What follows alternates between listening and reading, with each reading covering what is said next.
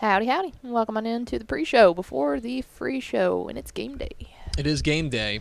It's area round game day. Let me start with this. Reminder. Do you want to tell people what we're doing tonight? Oh, yeah, here, hang on. I'll throw up the sprinkle graphic. this through a few times, but yeah, there you go. Here's this. Well, The Dave Campbell's Texas Football Watch Along is back by popular demand.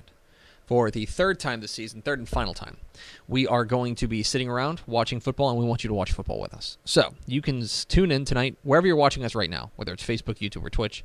You can watch the Lindale Eagles taking on the El Campo Ricebirds live, courtesy of our friends at Texan Live, with pithy commentary from myself, from Ashley Pickle, from Dave Campbell's Texas Football College insider Mike Craven, plus McKinney head coach Marcus Shavers and Bally Sports Southwest host Aaron Hardigan. They will all be in the house. We'll all be enjoying some food and some beverages. We'll all be enjoying ourselves watching Lindale take on El Campo for a Division I area round playoff matchup. You do not want to miss it. Make sure you hang out with us tonight, Facebook, YouTube, or Twitch. We will get the graphic up for the show. It's fine.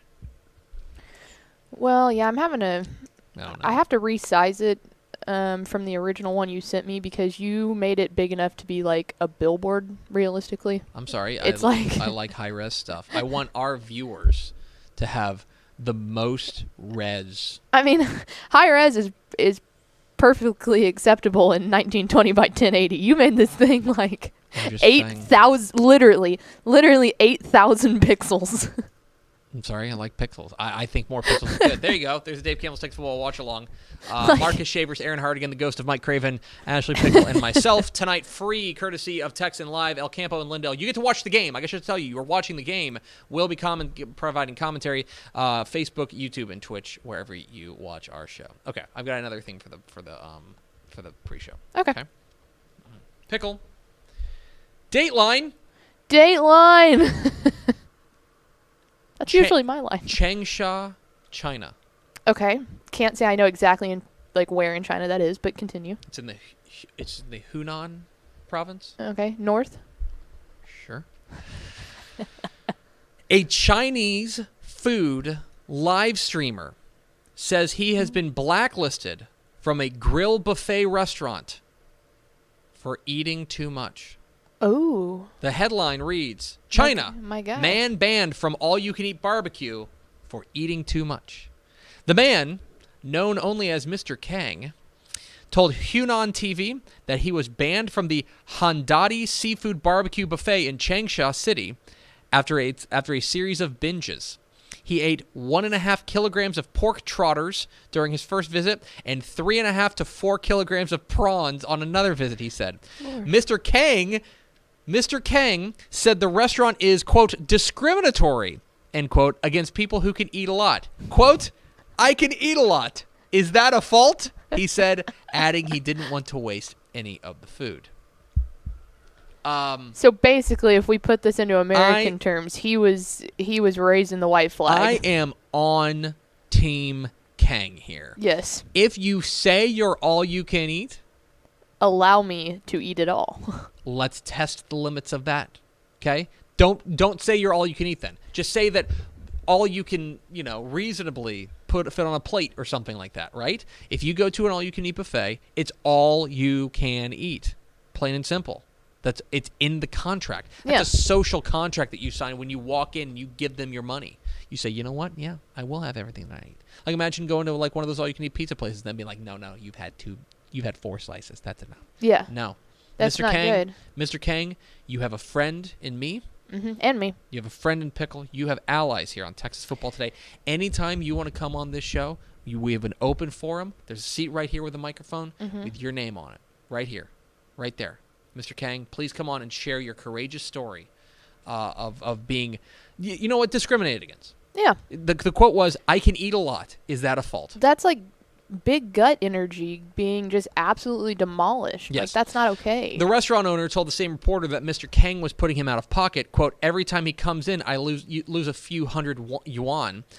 Even when he drinks soy milk, he can drink 20 or 30 bottles. When he eats the pork trotters, he consumes the whole tray of them. As for the prawns, usually people use tongs to pick them up. He uses a tray to take them all. That's okay. I don't want to condone that. You have to. I was going to say you have to. You can eat as much as you want, but you have to do it how you're supposed to do it. Yes. I will say that. I would understand that. Yeah, if you make a whole, I'm assuming like a whole tin of prawns. Yeah. You should go get servings. Get the plate. Get the plate. Load up that plate. Go nuts, bad boy. But don't take the tray. Then eat the thing. Go back and get some more. Also, how many I'm not good at math conversion here, but you said 3 to 4 kilograms of let's just say it's 4 prawns. kg to pounds. Yeah, how many pounds? That would be 8.5 pounds. Jeez. Holy cow. That's like a lot of shrimp. Wow. Oh, God. Mr. Kang? That's a lot of work, too. Are they already peeled? Mr. Kang, I don't love all your methods. And I'm not here to give you a blanket approval of what you're doing, because I think that some of the ways you go about your business are not kosher. Do it. Just do it on a plate. Don't take a tray. But in this fight, we have your back. Yeah, 8 pounds of prawns that's a lot of prawns. You think you could eat 8 pounds of prawns? No. I do want to know, are they are they already not shucked but shelled, I guess? Is that peeled? Yeah. I know. That's a good question. Because that in and of itself is a lot of work. Like, not as much work as a crawfish. It's a good question. We should go visit the Handadi Seafood Barbecue Buffet in Changsha. Should we? You know what? Should we warm up at that new Mediterranean place down the street? We should expense the trip to Changsha to go for journalistic reasons. For journalistic reasons. I mean, we got the off season coming up. We got nothing else to do. Go over there. Okay, so China it is. Anyway, we're going to put up a GoFundMe to fund our 8 pounds of fund us going over to Handadi Seafood Barbecue Buffet in Changsha and try to eat 8 pounds. Adam, it's for content. It's for content. Content is king. Hit the theme expo. Pickle. Hit the air exam.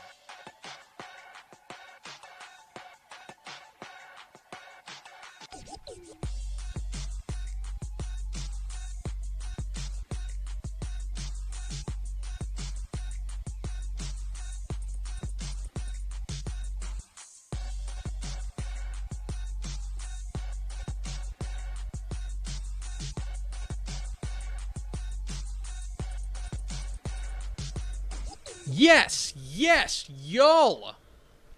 From the Dave Campbell's Texas Football Mothership here in beautiful Lewisville, Texas, it is Texas Football Today, a show online. My name's Greg Tepper. I'm the managing editor of Dave Campbell's Texas Football, a magazine, TexasFootball.com, a corresponding website. Thank you for spending part of your day with us. Whether you're watching us live on TexasFootball.com, on Facebook, on YouTube, or on Twitch, or you're listening to us on the podcast, which you can subscribe to on the podcast vendor of your choice. Either way, thank you for doing your part to support your local, mediocre internet show. I'm sitting over there at the helm today, making us sound good. She's the Duchess of the Dorks. She's Ashley Pickle. Howdy, friends. Hi, Ashley Pickle. Howdy. I got nothing to say to you. Cool. Today is Thursday, November 18th, 2021. Folks. We're there. We're a week away. It's this time next week. Oh, it's the so best exciting. day of the year. Okay? Next week is Thanksgiving. We had our conference call yesterday, my family conference call to lay out everything and to make sure everybody had everything covered. Yes. I want to give a shout out to my wife for many reasons. My wife. But one of the reasons is that we were going through talking about what everybody's going to bring, and she raised her hand. She goes, we got the turkey, as you know. Turkey, she goes, green bean casserole and rolls. We got it. Man, you picked a winner. I know. Listen, I'm not great at a lot of things, but I am good. Marion. November. Happy birthday to Randy. Oh, happy birthday to your nice friend Randy. And happy birthday to the brother of Texas Football Today's own Luke Wilson. Owen Wilson. Happy birthday, Owen Wilson. Your brother. That's a streamline. Your brother was on our show. Yeah. Episode 1285. On today's show, guys, big show. We got your Buck Groove Guide. We're going to tell you what to stream this weekend in high school football playoffs. A lot to get to. You can spend your whole weekend on your couch. You don't got to worry about that, baby. We got you covered. Then we're going to be joined by the head coach of the Poteet Aggies. Coach Darby House will join us. Coach House is making history down there in Atascosa County. They won their first district championship since 2005. They won. Did you know this? They won their first playoff game since 1958. last week Gracious. with their win over Luling. We're going to talk with Darby House about that coming up here in just a moment. Back half of the show, the picks, my high school football predictions for every single UIL Texas high school football game, all 176 of them. And then we'll round it all out by answering some college football burning questions. Do we have first four through the door? We sure do. It was Rob Hadaway, Tony Blaylock, Christo Fire 100, and Coach Terry Crawford. 11-0 Abbott Panthers. I believe they play tonight. No, tomorrow. Also, 7:30 in Granbury. Real fast, just to note, Jacob John had said hello from the 210, which first off, yes. Second off, he said apparently TxDOT did the the signs that they do. You know how they do it, like the Red River Rivalry. They've done it for UTSA, I guess. Oh, I love it. So that's big. I love it. Meep. There you go. Meep. We are all meeping this week. All right, Pickle. I don't know what you're doing this weekend. We don't talk unless it's on the air. That's true. But I don't know what you're doing this weekend. But I know what I think Texans should be doing. And look, I'm not running for any sort of office or anything like that. But we could on this specific platform. But I do think that the most important thing and the most Texan thing that you can do this weekend is to sit on your couch and watch football. And work on your butt groove. Work on your butt groove. This is what we call the Butt Groove Guide, where we tell you how to spend your entire weekend on your couch, considering your viewing guide. Here's what you're going to do, okay? We're working under the assumption that you have 3 screens at your disposal, okay? Which means you've got TV, computer, and phone, so we can go 3 wide at any moment. Got it? Let's start tonight! Dateline! It's not often that I'm going to tell you to watch us. But we're calling ISO. But watch us! That's right, tonight, 7 o'clock, on Facebook, on YouTube, or on Twitch, wherever you're watching us right now, you can watch the Lindale versus El Campo game for a Division I area round playoff matchup there in Region 3 with great commentary, outstanding commentary from McKinney head coach Marcus Shavers, from Bally Sports Southwest's own Aaron Hardigan. They're going to be in studio with us, as well as from our college football insider, Mike Craven, making his watch-along debut. Let's go. Pickle and I will also be here. Yeah. So, I'm here for the make sure you tune in. Facebook, YouTube, and Twitch. You can watch the game free. We will provide commentary over the top of it. It's our 3rd watch-along. We're excited to do it, so make sure you tune in tonight, 7 o'clock. And if you don't want to listen to us, Trevor Bullard and Tommy Irish are on the call, and that's a good duo right there. That's on TexanLive.com, so make sure you check that out. There's 2 other games on Texan Live, so you can go 3 wide. You can have us on the big screen, if you're so inclined. Do it. On the second screen, I want you to have East Chambers and Little River Academy. This game's really interesting. Little River Academy pulled off a little bit of an upset last week by beating Yoakum. I think that they are hot. I think they're a team that's on the rise. East Chambers is a tricky offense. The Buccaneers are playing very well right now. Keep an eye on that one. That's a big game going on at Tomball ISD. Our friend Gavin Moritz is going to have it on Texan Live alongside Coach Mack on color. So make sure you check that out, East Chambers and Little River Academy. On the small screen, Carthage is playing Hampshire Fannett. Now, I'm not going to lie to you. I think Carthage is a favorite here. But it gives you an opportunity to get your eyes on a favorite. Get some eyes on Carthage. And beyond that, look, Hampshire Fannett is not going to lay down. Nope. They're going to give them everything they wanted. So keep an eye on that one, Carthage and Hampshire Fannett. So I want you to go big screen, Lindale and El Campo with DCTF watch along, Facebook, YouTube, or Twitch. You can watch that for free. And then on Texan Live, you can watch on your second screen. East Chambers is playing Little River Academy. Thank you. And Carthage and Hampshire Fannett. Let's matriculate now, Pickle, to Friday! Dateline! 6 o'clock, Georgetown, Fort Bend Hightower. This is tasty. We are going to start to sort out Region 3 of 5A Division 1. Because last week, District 10 and District 11 just cleared everything out. And they said, fine, whatever. They both swept. And so we now get a quartet of District 10 versus District 11 games. So I want you to watch 6 o'clock, TexanLive.com. You can watch Georgetown taking on Fort Bend Hightower. We will start to sort that out. Georgetown, of course, pulled off the big upset last week by knocking off Dripping Springs. They can score. They can score, and they will get Hightower this week, who is a very, very dangerous team. Keep an eye on them. That game kicks off at 6 o'clock Central Time, God's time zone. Elsewhere, Pickle. There's like a ton. There really is. Of 7 o'clock games. There you go. There's a bunch of 7 o'clock games. A ton. There's a bunch of 7 o'clock games. So we're going to go 3 wide, okay? Now, here's the problem. The thing is that if Georgetown and Fort Bend Hightower is cooking, you might want to keep that one on, right? but one will clear out. Here's what I want you to do at 7 o'clock. 7 o'clock, I want you to watch Pflugerville, Weiss, and Manville. Mm-hmm. It's another 10-5A division or 10-5A versus 11-5A matchup, but I think that's the game of the week. I'm really excited about that. I think it's going to be very pointsy. I think Weiss's offense is really fun to watch. Great pedigree matchup here. Like Manville, of course, has played for titles. Weiss is the relative new kid on the block. Fantastic call team too. Yes. It will be Gavin Moritz and Ryan Roark on the call. And if you've never heard Coach Roark do color, he is exceptional. Very, very good. Much better than us nincompoops. Absolutely. Yes. So there's that one. Golly, this is tough. The next one I'm going to send you to. There's so many of them. Spring and Klein Kane. Okay. Although I recommended like a spring game last week, this game's going to be interesting too. A lot of playmakers on the field there. So I want you to do that. And then I also want you to do Jersey Village and Katie Tompkins. Jersey Village is undefeated. They've been making a great run. This is, in my opinion, the toughest team they've played this year is Tompkins. But you could do... Man, I think... You could do Atascocita and Dickinson. Yep. You could do Barbers Hill and A&M Consolidated. You could do Chapel Hill and Brassesport. Yep. You could do West Orange Shark and Jasper, which is a great game. Yes. I don't know. It's loaded. Your mileage may vary. I think Liberty Hill Bernie Champion is a really big game. That game kicks off at 7 as well. Talk about a clash in styles there, too. By the way, goodness. to make things more complicated, 8 o'clock, ESPN2, Houston and Memphis. Don't do that to me, ESPN. So trying to make a Buck Groove guide here. Yeah, get all your buddies together and just look, put TVs in one central location. Sci-Fair Ridge Point is interesting. It's a huge week on TexasLive.com. Barbers Hill A&M Consolidated. Oh, yeah. You have no excuse not to tune in, okay? It's a huge week. My picks would be big screen, Pflugerville, Weiss, and Manville. Second screen at 8 o'clock. Okay. Second screen, I want you to do Georgetown and Hightower. When that game is over, I want you to flip over to Memphis and Houston on ESPN2. And then for the third screen, I mean, Sea King Shadow Creek's great, too.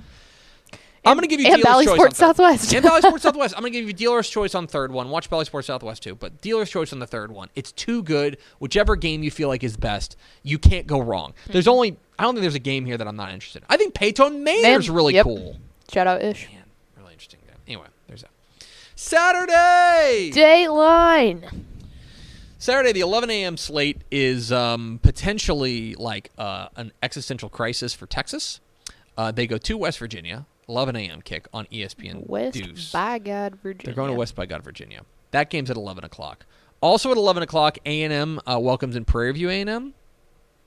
Sure. Like if you're an Aggie fan or you're a Panther fan, then tune in. I can't in good conscience tell you it's going to be like a super competitive game, but that game's on the plus. Get out the wallet. At noon, Texas State goes to Coastal Carolina if you're into bloodbaths, but also crewathletics.com. The Division III playoffs start this week. Mary Hardin Baylor welcomes in Trinity, and not the Trinity from San Antonio. It's like the Trinity from like Connecticut. Where is Trinity? That's a good question. I was like, I know the one in San Antonio. They played Rhodes College not too long ago, actually, last weekend. Yeah, let's see. You're listening to live coverage. So it's Trinity College. Trinity College is in Hartford, Connecticut. I nailed it. There you go. They're the Bantams. Capital of Connecticut. Yeah. Anyway, Mary Capital Baylor, City. so Division III at noon, Division III action, crewathletics.com. You can watch Trinity and Mary Hardin Baylor. There's that.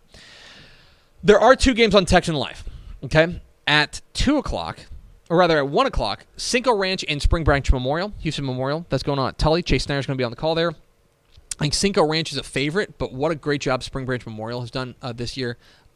Keep an eye on this one. I think that game is going to be very interesting. But I think Cinco Ranch is a favorite, but not an overwhelming favorite. That game kicks off at 1. And at 2 o'clock, Pickle, Crosby and Marshall. Yeah. Crosby doing that thing again where they're just getting super hot at the right time, taking on a Marshall team that's brimming with confidence after their win last week. Keep an eye on that game. That game's at 2 o'clock with our friend Jay Dunton and Carl Thies on the call. Yeah. Shout out Carl. All right. Then, 2:30. This is Saturday. We're still on Saturday. SMU's at Cincinnati. Yeah. So here's the problem. The problem is at 2:30, there's two games you got to lock in on. On the big screen, you're going UAB and UTSA. Yes. It's on ESPN Plus. Inexplicably, because the Conference USA television deal is butt, That game's on ESPN Fact. Plus, UAB UTSA. That is basically for the Conference USA West Championship. Yeah. I think it's the biggest game in UTSA history. Yes. Get in on that one. That game is at 2:30. Also at 2:30, SMU goes to Cincinnati on ESPN. They're going to try to ruin Cincinnati's season. They got an opportunity to. So you want to be locked in on that one as well. 3 o'clock, you can watch Rice and UTEP, or you can watch Kansas and TCU. Man, talk about just a slate of bangers right there. Maybe, I don't know, go do your Thanksgiving shopping at that hour. Yuck. 4:30. 4:30. Sure. This? Sure. You hear about this, Kev? 4:30 p.m. God's time zone. Central Texas. Central time zone. Baylor goes to Kansas State. Now, that is a tricky game for Baylor. Mm-hmm. And Manhattan is never easy to anyone. Manhattan's tough. K-State's actually a favorite. That game's on FS1. You should be paying attention to that game. Hopefully Baylor can go and make it a non-issue, but keep an eye on that one. And then the late slate, 6 o'clock, you got North Texas at Florida International on ESPN3 for some reason. And then Texas Tech is going to try to ruin Oklahoma State's season. Number 9 Oklahoma State. That's Tech welcoming in Oklahoma State. That's on Fox. Big Fox. Texas Tech. Big Fox. That's what's up. That's the Joey McGuire effect right there. There you go. Yeah. McGuire effect. It's already resonating. There it is. There is your butt groove guide for this weekend. And then, of course, there's NFL, I suppose, on Sunday, right? The Cowboys play? That's right. The Cowboys play. They got like 2 games in 5 days. Because they play Sunday, and then they play Thanksgiving. Yep. Yeah, that typically ends up happening around this time of year. I presume the Texans are still fielding a team, right? Good question. Who could know? No one knows. No way. Absolutely no one knows. There's your butt groove guide. We are at Texas Football Today. We're here every weekday at noon on TexasFootball.com, talking football in the Lone Star State. You can follow us on Twitter at DZTF, like us on Facebook, Facebook.com/Dave Campbell's. Follow us on Instagram, Instagram.com/Dave Campbell's, and of course, see us at TexasFootball.com. TexasFootball.com is where you can find complete coverage of high school football, college football, and recruiting all across the Lone Star State. Hope you'll consider becoming a Dave Campbell's Texas Football Insider at TexasFootball.com/subscribe. It's our subscription package. 2 magazines, a year's worth of exclusive online content. Those 2 magazines, by the way, include the recruiting edition, the 2021-22 recruiting edition, which we are finishing up today. We're sending to press tomorrow. We will reveal the cover next week, so make sure you tune in for that. Brought to you by our friends at Reveal Suits. But you go to TexasFootball.com/subscribe to become a Dave Campbell's Texas Football Insider. All sorts of great stuff. There's never been a better time to be an insider because we've got all sorts of good stuff, including Upset Watch, including Steph's Big Previews, including game projections for every game. You want to make sure you check that out. TexasFootball.com/subscribe. The hub. Pickle, let's go to the hotline. Let's go down to Atascosa County and talk with the head coach of the area round-bound Poteet Aggies. We're joined by Coach Darby House. Coach, how are you? I'm doing well. Thanks for having me. How are things in beautiful Poteet, Texas? They're pretty good right now. We're just getting ready for another round of football. Well, and that's something that has not been able to be said in Poteet in quite a while. You guys were able to get your first playoff win since 1958, which predates Dave Campbell's Texas football, mind you. I guess my question is, what was able to get you guys over the hump? What is it about this team that is special that has you guys making this kind of history? Well, this is our 4th year here, and when we got here, we knew this freshman class that's now our senior class was something special. I've been here this whole time. My DC coach, Valerio, he's done a great job with me.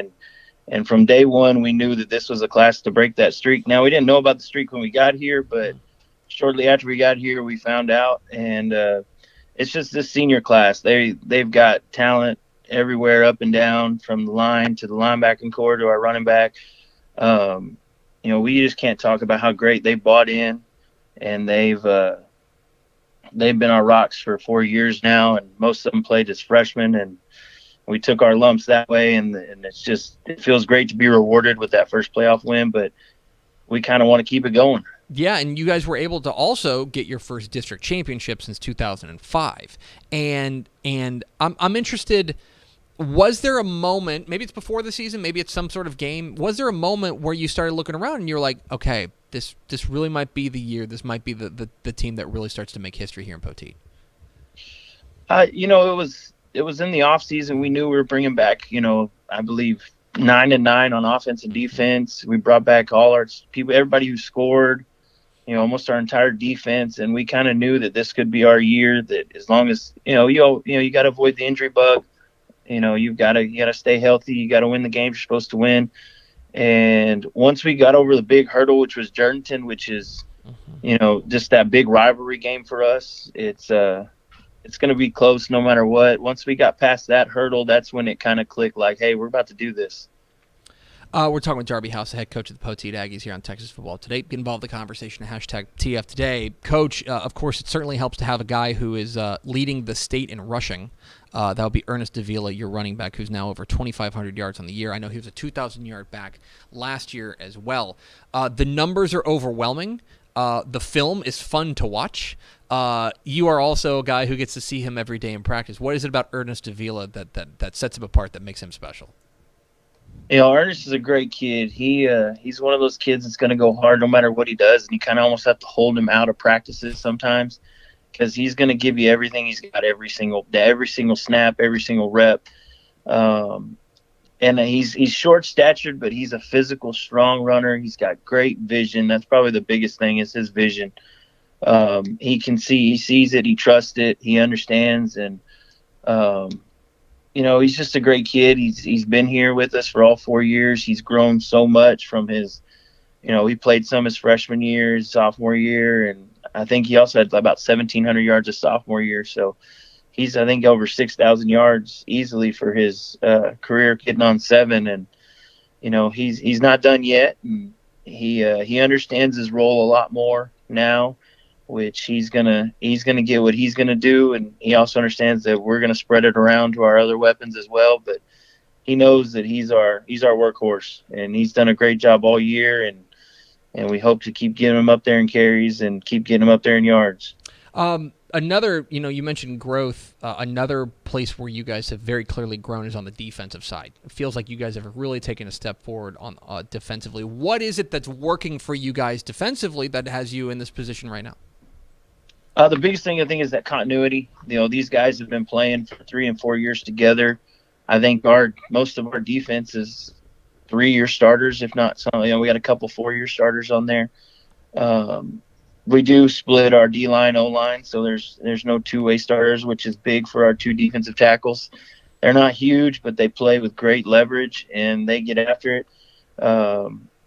Jonathan Guzman and Carlos Herrera, they're big inside. They don't get driven.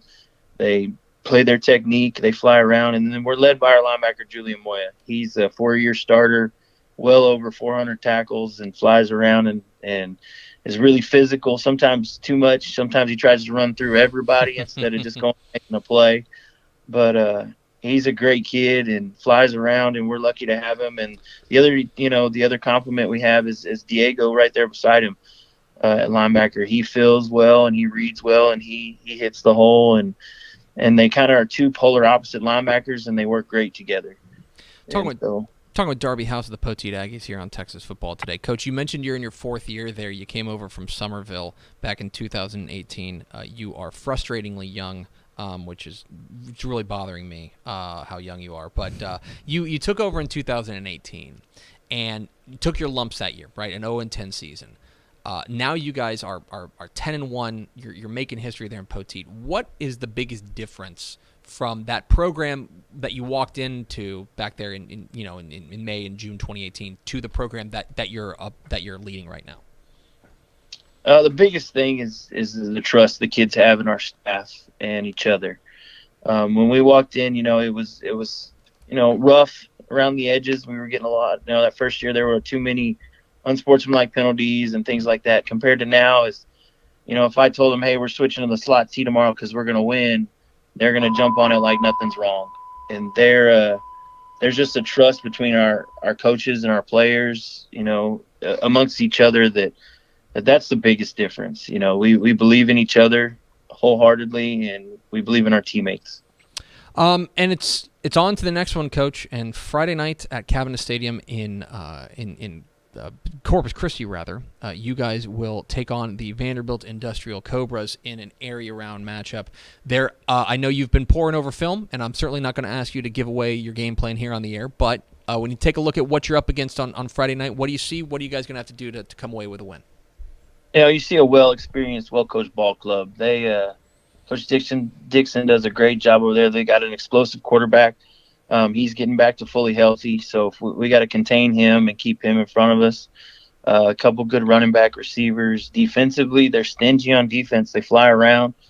They play with good pad level, and it's going to take a good game on our half, but I believe that we're capable of doing it. I think anybody is. It's playoffs. That's what makes it so great. I won't hold it against you that you picked us to lose, but that's okay. Listen, Coach, I appreciate being held to account. That is true. I must ask you, though, we mentioned that it's been a while since Poteet's had this kind of success. 2005 since the last district championship, 1958 since the last playoff win. What's the vibe around town right now? What's the community feeling down there in Atascosa County? It's a great place right now. I think we're up to 2,000-3,000 fans at our last couple games, which is huge. I think they're going to shut down the town Friday night, and everybody's going.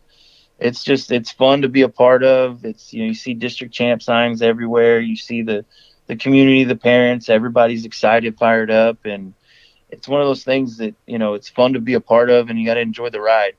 It's been awful fun to watch the Poteet Aggies 10-1 heading into the area round against Vanderbilt Industrial down there in Corpus Christi with their head coach, Darby House. Coach, really appreciate your time. Congratulations again on such a great year so far, and go make me look dumb tomorrow. Oh, yes, sir. That's going to be the plan. Thank you for having me. Absolutely. Take care, Coach.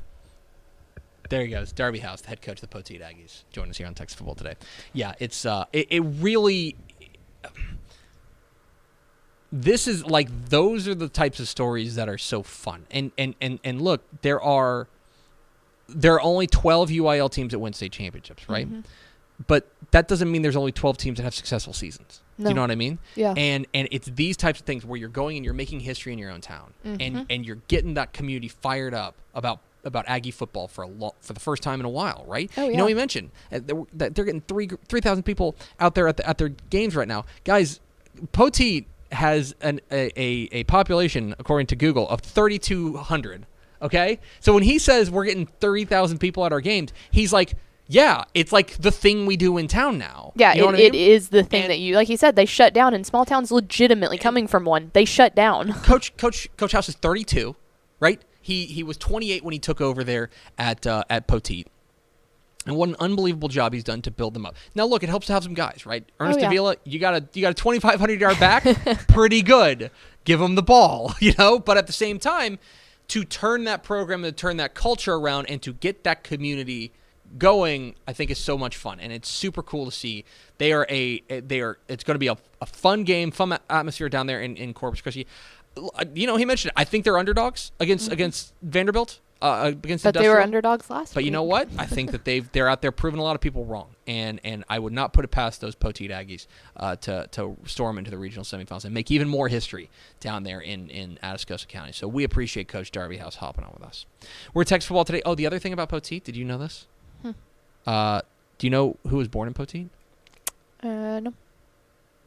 If anybody knows who was born in Poteet, put it in the comments. We're Texas Football Today. We're here every weekday at noon on TexasFootball.com, talking football in the Lone Star State. You can follow us on Twitter at DCTF, like us on Facebook, Facebook.com/Dave Campbell's. Follow us on Instagram, Instagram.com/Dave Campbell's, and of course, see us at TexasFootball.com. TexasFootball.com is where you can find complete coverage of high school football, college football recruiting, all across the Lone Star State. Do we have an answer? No. Okay, let us know, people. They also have a strawberry festival in Poteet, which is great. Oh, nice. We hope you'll tune into the watch along. Oh, do we have an answer? George? The King? The King. I didn't realize that. That's right. It's the birthplace of George Strait. How about that? That's right. So anyway, more reason to feel good about the Poteet Aggies, right? The King, yeah. Exactly right. So we hope you'll tune into the watch along tonight. By the way, we'll remind you 7:00 tonight on right here wherever you're watching us right now, Facebook, YouTube, or Twitch. We will be you will get to watch the Lindale versus El Campo game, courtesy of our friends at Texan Live. You get to watch the game. Like it's not like you're not just looking at us. You do get to look at us, but also you get to watch the game alongside with actual football experts like Marcus Shavers from McKinney, like Aaron Hardigan from Valley Sports Southwest, and like Mike Craven, our Dave Campbell's Texas Football College Football Insider. Pickle and I will also be here, so make sure you come and hang out with us. The watch along coming up here, 7:00 tonight. Pickle, there's 176 UIL Texas high school football games this weekend. That is fact. I think I picked all of them. You did. I exported the video, so I can say that you did that. Malpal put the whole thing together, so she had the tough job. Here's the picks. My high school football predictions for the area round of the Texas high school football playoffs here on Texas Football Today. It's the second round of the 2021 Texas high school football playoffs, and if it's anything like the first, buckle up. These are the picks.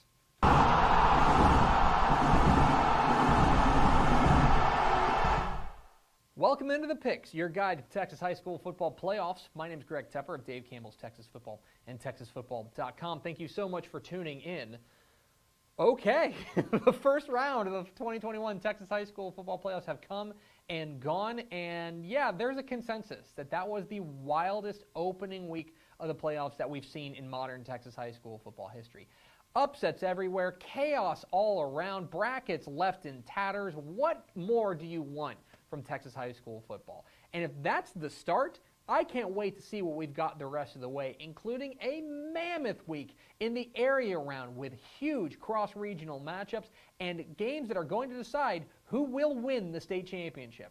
We start in Lufkin.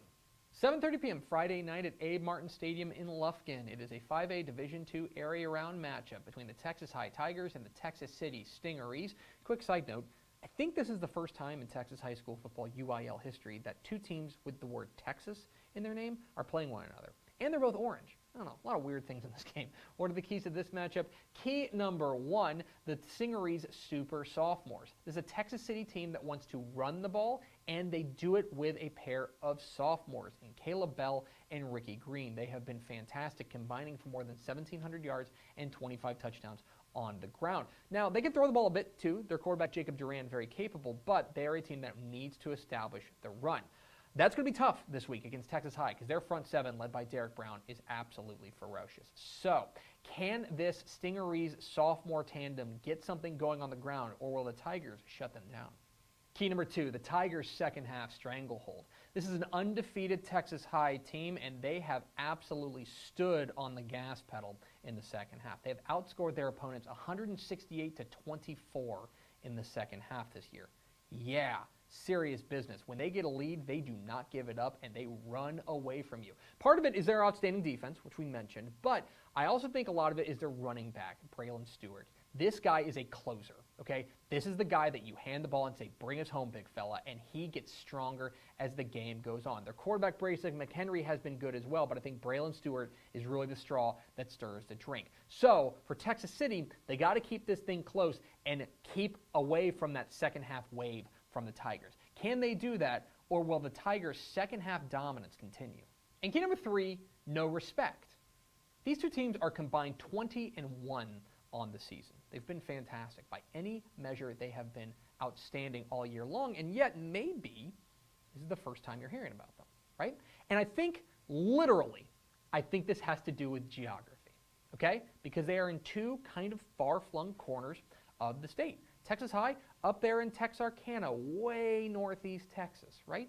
For Texas City, they're down near Galveston, way down southeast Texas, outside of Houston, but really kind of outside of that greater media market. And so these are two of the most unheralded, I think unrespected, great teams in Texas high school football. One of those teams gets to earn a lot of respect this week by advancing to the regional semifinals. They can be ignored no more, okay? So, who will take this opportunity to grab that respect they so greatly deserve? Who am I picking? I'm going with Texas High. I think the Tigers get the nod here because of the strength of that defense. I think they're going to be able to hold this Texas City running game in check and really make them work for it. I think this needs to be a big game for Jacob Duran, the quarterback for Texas City, if the Stingarees are going to get the win. Furthermore, that second half stat that I mentioned, I think it's so telling about the way that Coach Jerry Stanford makes adjustments and turns the ball over to his big fella in Braylon Stewart to bring them home. I think Texas High's got a little bit more balance. I think that's going to lead them to a victory. Give me the Tigers. 7:30 p.m. Saturday night at Arlington's Globe Life Field is a 6A Division I area round matchup between the South Lake Carroll Dragons and the Midland Legacy Rebels. And here comes Legacy carrying the flag for West Texas, coming to the Metroplex with an opportunity to take the biggest prize of them all and to knock off the South Lake Carroll Dragons, the highest ranked team in the DFW Metroplex at the 6A level. And there's ample reason to believe they can do that. Okay, we've been talking about them since they were at 7-on-7 this summer, that this team looks like a metro area team. Okay, this is a different West Texas ball club. Legacy is loaded with playmakers like Michaelan Young, the big-time running back, as well as the sophomore quarterback Marcos Davila, who I think is really playing beyond his years. He has been exceptional. The onus for Legacy is on the defense, where they've got to come up with stops against Caden Anderson, Owen Allen, and this fantastic Dragons attack. But also, the Dragons defense has been something special. Okay, I think this is an opportunity for Legacy to make a statement, but I do think the Dragons are a little bit too much. Give me South Lake Carroll. 7:30 p.m. Friday night at Bulldog Stadium in Yoakum. It's a 4A Division I area round matchup between the Austin LBJ Jaguars and the Port Lavaca Calhoun Sand Crabs. LBJ, the number 1 team in 4A Division I, looked every bit the part of that. Quarterback Oscar Gordon III has been fantastic. They run the ball extremely well with Cedric Alexander, and the defense really starting to heat up as the season has worn on. But this is a really interesting test. You get down to 4A Division I Region 4, and you've got a variety of different kind of off-the-beaten-path offenses, and perhaps no more off-the-beaten-path offense than what LBJ is going to face in Calhoun. That double-slot offense, I don't know if anybody else in the state runs it, or at least runs it quite like Richard Whitaker's Sand Crabs squad does. Esteban Cruz is the tip of the spear for this offense, but they give the ball to a lot of different guys. And this is a big challenge for this LBJ defense, which I don't believe have ever faced this style of offense, which is going to be a big challenge for Jamal Finner and company. A lot of this comes down to literally whether or not LBJ's defense can find a way to slow down this attack. I think the offense is going to be able to score, but can that defense find a way to kind of decode the riddle that is the Calhoun double slot offense? I think this game has a chance to really be a lot of fun, but I'm going with the number 1 team in the state. Give me LBJ.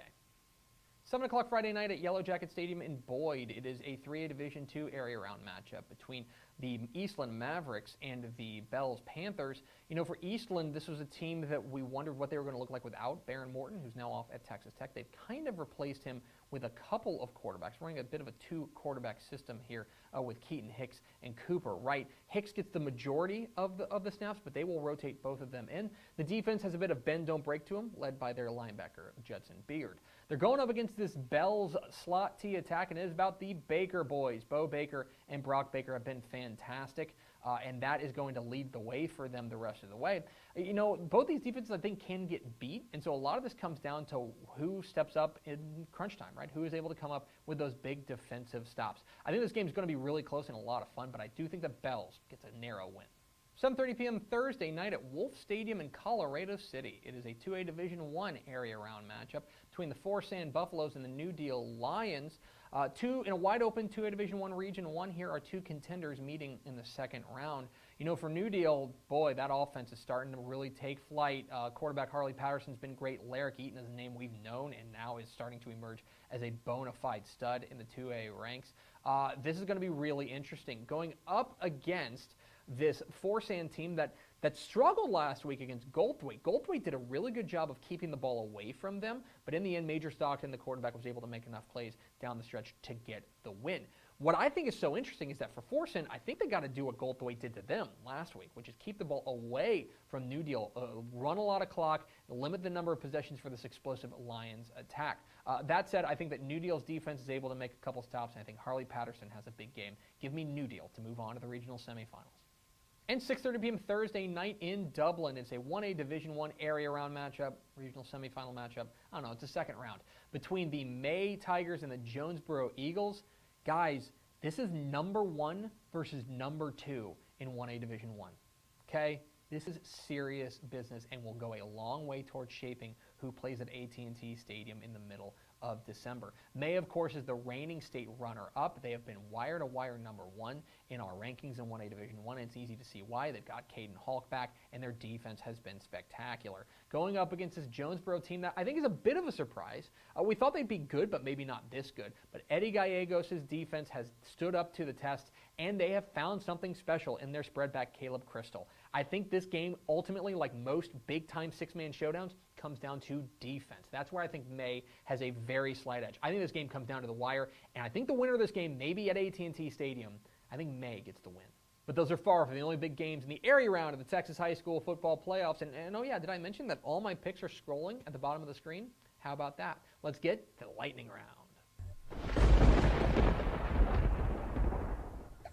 In 6A Division I, I like DeSoto over Rockwall in a wild shootout. Give me Galena Park North Shore to take down Clear Springs. And Lake Travis beats San Antonio East Central. 6A Division II now, I like Denton Geyer over Dallas Jesuit, and in a game that may determine the favorite in Region 2, I like Rockwall Heath over Temple. In Houston, I like C.E. King over Shadow Creek, and in an interesting Austin versus San Antonio cross-regional matchup, I like Austin Vandergrift in a very close one over Cibolo Steel. 5A Division I now, I like Colleyville Heritage over Amarillo, and in a top 5 matchup in 5A Division I like College Station to beat Frisco Lone Star. I like Gregory Portland over San Antonio Southwest Legacy, and what could be a wild shootout, I like Manville over Pflugerville Weiss. 5A Division II now, I like Wichita Falls Ryder over El Paso Andress. Give me Leander Rouse to take down Floresville. And Aledo gets a scare, but they beat Frisco Liberty. 4A Division I now, I like El Paso Riverside over Lake Worth. Give me El Campo over Lindale in a game you can watch on Texan Live. And I like Melissa over Midlothian Heritage. 4A Division II now, I like Van over Sunnyvale. And give me Aubrey to get by Sweetwater. West Orange Stark takes down Jasper, and Cuero sneaks by Rockport Fulton. 3A Division I now, I like Bushland over Whitesboro, and I'm going to take Grandview in a close one over Gladewater. Edna takes down Blanco, and Lorena beats Woodville. 3A Division II now, Canadian stays hot with a win over Sonora. I'm going with Newton to take down DeKalb, and I like Franklin to beat Stockdale. 2A Division I now, I'm going to go with Toller to beat Cupper. Give me Timpson to stay perfect with a win over Thorndale, and Shiner takes down Three Rivers. 2A Division II, I like Windthorst over Archer City, and Clarendon gets by Wink. I'm going with El Dorado over Dehanus, and I like Mart to beat Lovelady. And it is a massive week in six-man football. 1A Division I, I like Westbrook to take down Rankin. In 1A Division II, I'm going with Motley County over defending state champ Balmorhea. I like Follette to take down Anton, and I'm going to go with Strawn to take down Throckmorton. And those are the picks. I picked every single game. I either mention it out loud or it's scrolling at the bottom of the screen, so you can let me know what am I wrong about. Leave comments down below. Don't forget that subscribe button.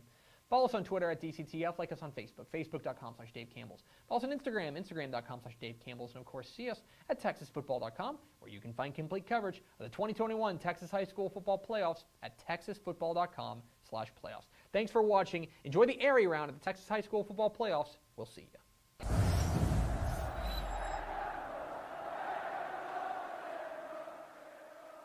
There it is, the picks. My high school football predictions for the area round of the 2021 UIL Texas High School Football Playoffs. 176 games.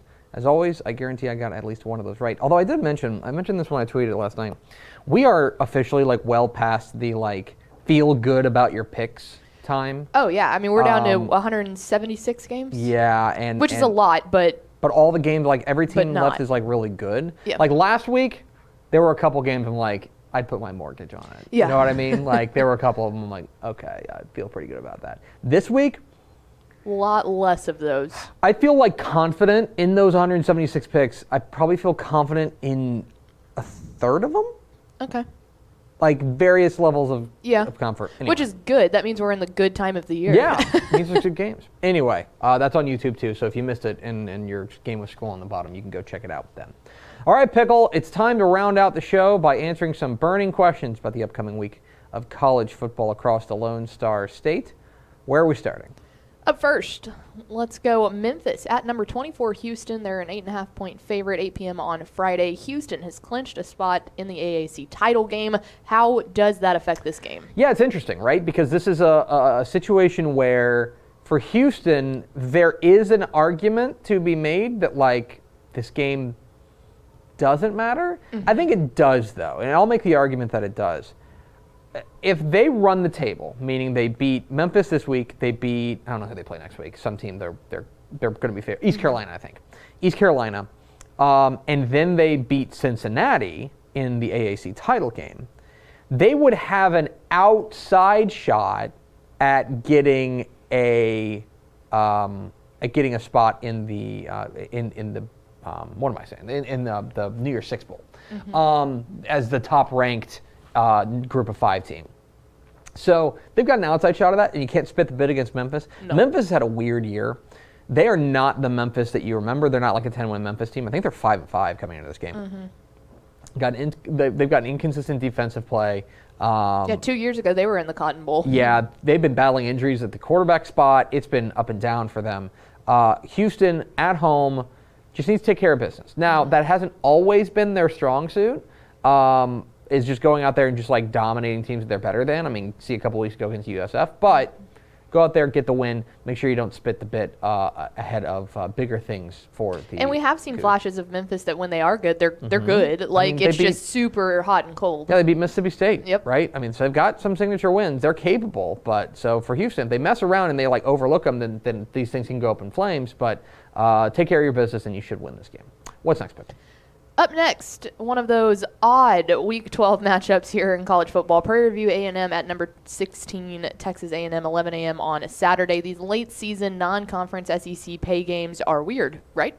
Yes, they are. And we saw it last week. Alabama played New Mexico State, and like for some reason. And it's because, I don't know why, but the SEC is really they're the only people who do this. You'll see this every once in a while with like other schools who have like big rivalry games that they'll put at the end of the year. I know I want to say like West Virginia and Pitt play at the end of the year in the backyard brawl.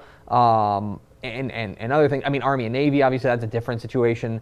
But this is odd. And they just kind of jam them in the middle of the season, kind of as like a breather. Like that you get a cupcake just as a treat. Why do you not, why do you not just take another bye week, maybe?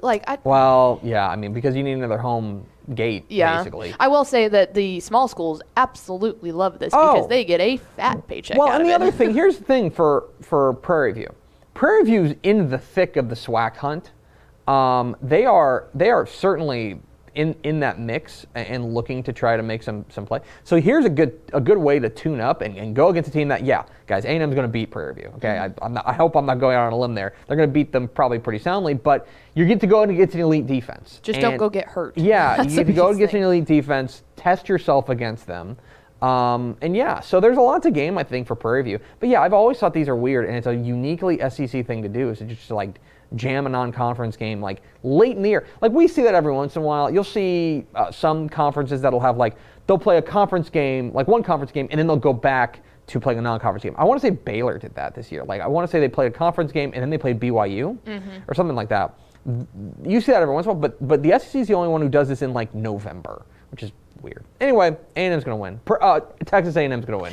Prairie View A&M will be happy to cash paycheck. What's next? Up next, Texas at West by God, Virginia, 11 a.m. on a Saturday with the turmoil on the Texas roster. Who has to step up for the Longhorns to make a bowl? Yeah, and it's especially on the offensive side, right? Yep. I mean, Bijan Robinson's out for the year. Now Joshua Moore is in the transfer portal. There's a lot of things that are kind of moving every which way.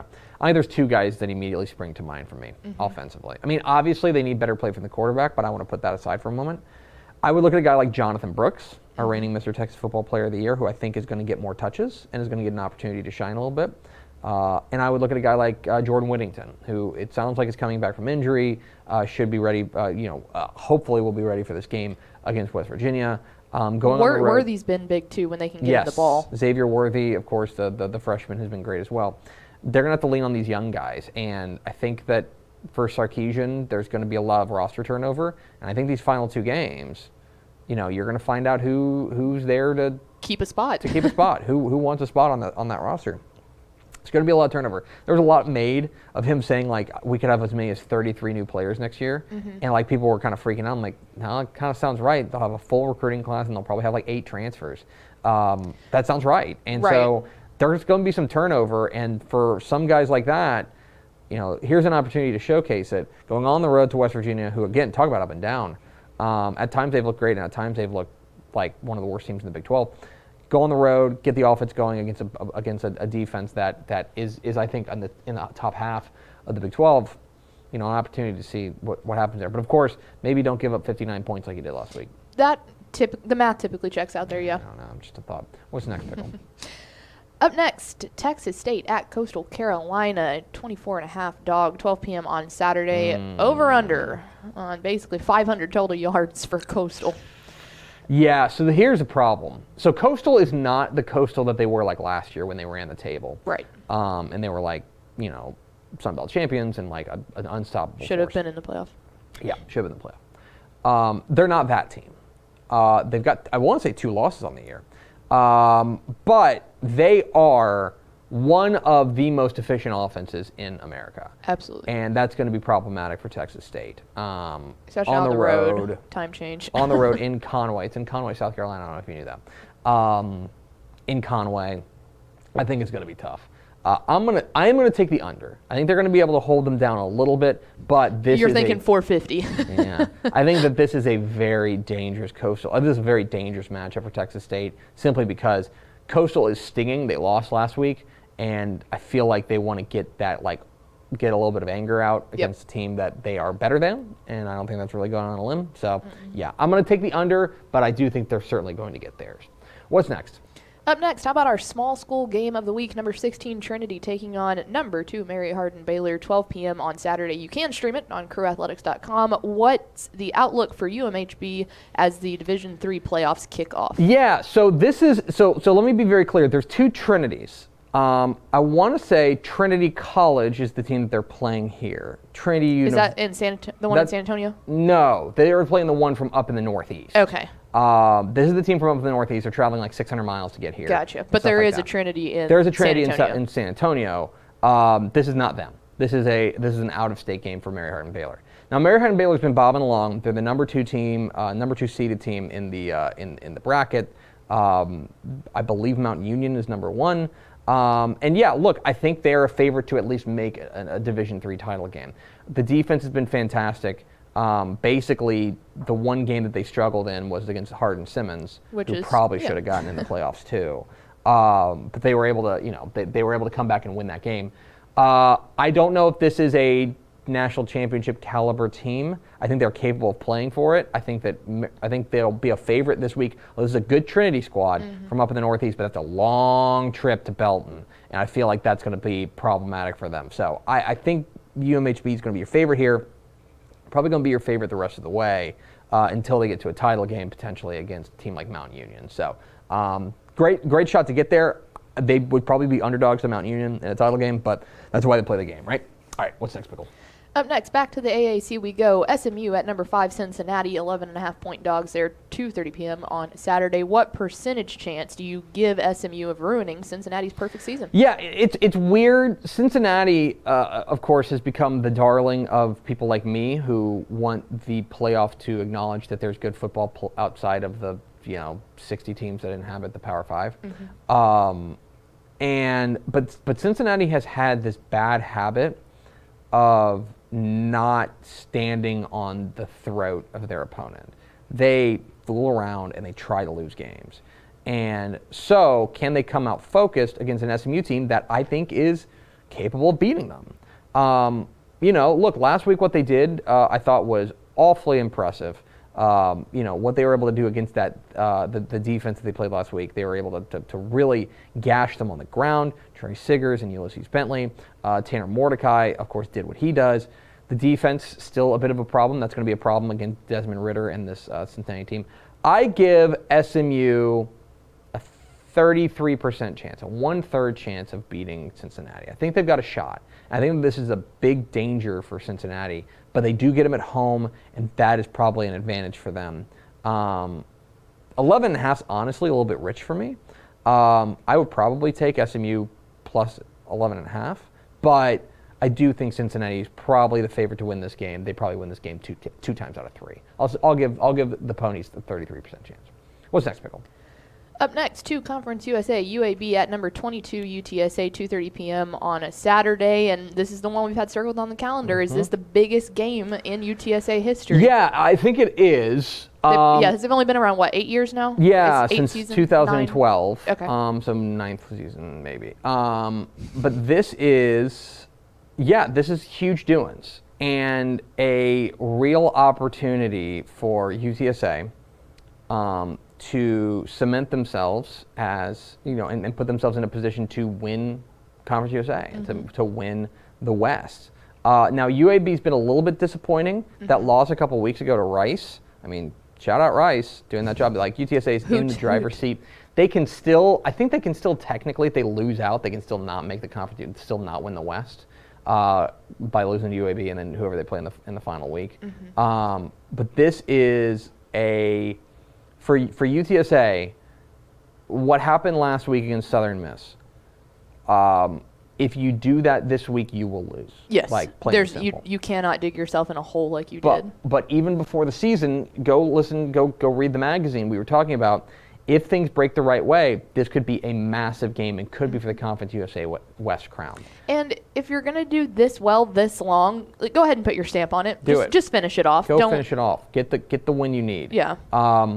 I think if they win this game, I think they're going to be favored in week 12 or the final week to go 12-0 and to go to conference. They'll go to the Conference USA championship game.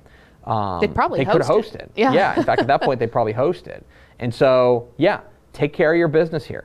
I think this is the biggest game in UTSA history. I think Jeff Traylor's going to have his boys ready. I think they're going to win. I think they're going to win by 10 points. There you go. You heard it here first. I think they win by double digits. I think the Roadrunners get the win over UAB. Meet. What's next? Staying in Conference USA here, a little bit different of a situation on the west side. Rice at UTEP. UTEP, a 9-point favorite in the Sun Bowl, 3 p.m. on a Saturday. But here's the thing. Who needs to win more, Rice or UTEP, who started off so hot and then kind of fumbled? It's really interesting because I think you can make a real argument for both sides. For Rice, this has been a team that has not played to their paper. This has been a team that I think has disappointed overall. And basically, aside from that win against UAB and hanging close against Arkansas in the opener, it's probably been a bit of a disappointing season there. This would be a win on the road in conference that would really make them feel good against a team that is going bowling, right? Or at least is bowl eligible. If they finish 6-6, UTEP might be on the outside looking in. For UTEP, I think this is super important because you can make an argument that they have beaten all the bad teams and they've lost to all the good teams. Well, here's a bad team, and you need to go out there and prove that you're not just, an early, you didn't just peak early. You have a little bit of staying power. I think it's important for them. I don't know. I think it's probably a little bit more important to UTEP, if anything, because I think that a 7-win UTEP team is definitely getting in a bowl. A 6-win UTEP team might be on the outside looking in. So that is, I would say right now it's for UTEP, especially at home. I think it's a critical game for them to make sure they take care of business. I'm going to say it's more important for UTEP. What's next, Peril? Up next, let's go with some Big 12 actions. Kansas at TCU. TCU, a 21-point favorite, 3 p.m. on a Saturday. Is TCU closer to what we saw against Baylor or what we saw against the Pokes? Yeah, because it's weird because we're not going to find out a ton about it because they're playing Kansas, although I was going to say, go ahead and bite your tongue there. Yeah, but they played two, let's just say I'm comfortable saying Baylor and Oklahoma State are two of the three best teams in the Big 12. Yes. That's fair. And so they are, if you are TCU, you're coming down in competition. What I think is so interesting about this is you go back to what happened against Baylor. And by the way, the other thing about this game is that both Baylor and Oklahoma State have great defenses, and yet they got treated differently by this TCU attack. Chandler Morris went nuts against Baylor, and he was a non-factor against Oklahoma State. And so for me, what I want to see is how do they change the offense? How do they... I think they're probably a little closer to what we saw against Oklahoma State than against Baylor. I think that they were playing with a little bit of vinegar in their veins against TCU, against a rival. I think they get this win, which would be huge for them and would make them bowl eligible. But I do think that they're probably closer to what we saw against Oklahoma State than against Baylor. I think they probably played about as well as they possibly could play against Baylor. Oklahoma State, they played poorly, but I think that they are closer to that than they are to the super peak that we saw against Baylor. Right. What's next, Pickle? Sticking with that aforementioned Baylor team, at number 11 taking on Kansas State, 4:30 p.m. in Manhattan on Saturday. Why is number 11 Baylor an underdog against Kansas State? Yeah, it's weird. I kind of flinched when I saw this. Playing in the purple, man. I think it's twofold. One, I think Kansas State's better than people realize. I think Deuce Vaughn's been really good. They have an identity that may cause problems for Baylor in the sense that they actually profile decently against what Oklahoma State does offensively, which is they run the ball effectively, they play clock control, their defense has been largely pretty good, they're able to keep the ball away from Baylor and things like that, grind out long drives. Also, going to Manhattan's a chore. Yeah. Going to Manhattan's no fun, and they've made it no fun for people. That said, I think Baylor should win this game. I think Baylor is the better team here, but there's a lot of factors here that make it look like iffy, and I understand what Vegas sees. I don't agree with it. I would say that Baylor is probably the better team, and I'm going to ask the better team to win the game. Right. But Kansas State's not a pushover. Kansas State's a decent team, and possibly 9-3 team if they're able to win out. So for Baylor, don't let the emotions of last week's win over Oklahoma distract you from what is a very capable team, especially at home in Kansas State. Yeah. What's next, Pickle? Up next, Conference USA action. North Texas taking on FIU. 6 p.m. on a Saturday. Is North Texas going to mess around and make a bowl? Okay. So they're 4-6 right now. They They got to win out. They're better than FIU. FIU's bad. They're traditionally terrible. And they're bad this year. They're bad. And North Texas is better. Now, going to the East Coast is not going to be fun. No. They got to go to, are they in? Miami. Miami? Yep. Going to Miami is fun, but not for this traveling football purposes. So that's tough. But North Texas is playing better. North Texas has been improving, I think, especially offensively, they've been improving. And getting a little bit more consistency. It will be. And look, they'll be favored this week. As you see, they're double-digit favorites on the road against FIU because FIU is really bad. Next week they get what? UAB? That's going to be a chore. So I would put it at about a 25% chance that they get bowl eligible, but it's possible. Maybe they've just improved. Maybe UAB, maybe if they get smashed by UTSA, maybe they give up. Maybe there's just a lot of what is there to play for, and UTSA can surprise them. I think that they're still underdogs to make a bowl, but it's out there, and they've got an opportunity. You got to make sure you take care of it. Don't spit the bit against a bad Panthers team. 6 and 8, them on the road never leaves me feeling good. Yeah, it's ever. Troubling. All right, what's next, Pickle? And finally, we're going to round it out with some Big 12 action as number 9, Oklahoma State takes on the Red Raiders of Texas Tech, 7 p.m. on Saturday. Make a play on the line. Oklahoma State is favored by 10 in Lubbock. Yeah. Intriguing here. Texas Tech's obviously on an upswing, what they did last week. A night game. I think they found something in Donovan Smith, at least for the rest of this year, that they feel good about. They were able to run the ball pretty effectively last week with Tosh Brooks. Defense still a work in progress, let's say it. But this is an Oklahoma State offense that, last week against TCU aside, has only been pretty good. And so maybe, this is a good test for this kind of new look Texas Tech offense with Sonny Cumbie at the controls, although he's been at controls all year, and with Donovan Smith at the quarterback spot. The other thing about this is it's a night game in Lubbock. Yep. And night games in Lubbock. Tortillas. And let's talk about pressure. Who's the pressure on in this game? Yeah, no kidding. The pressure is very clearly on Oklahoma State. Yeah, so just go out there and play. Texas Tech, they got bowl eligible last week. They don't care. They're done. They got it. So for me, I look at this and I say, Oklahoma State's got a lot of pressure. They're going on the road to Tech. Night game in Lubbock. A Tech team that maybe is feeling a little bit more confidence. I think I'm going to take Tech in the points. I think I'm going to take Tech at plus 10 and think they keep it close. I think Oklahoma State probably wins, but I think the Tech's going to be able to keep it close. Winning by a field goal would be totally on brand for this game. It really would be. So I'm going to take Tech plus 10. I think that's where I'm landing.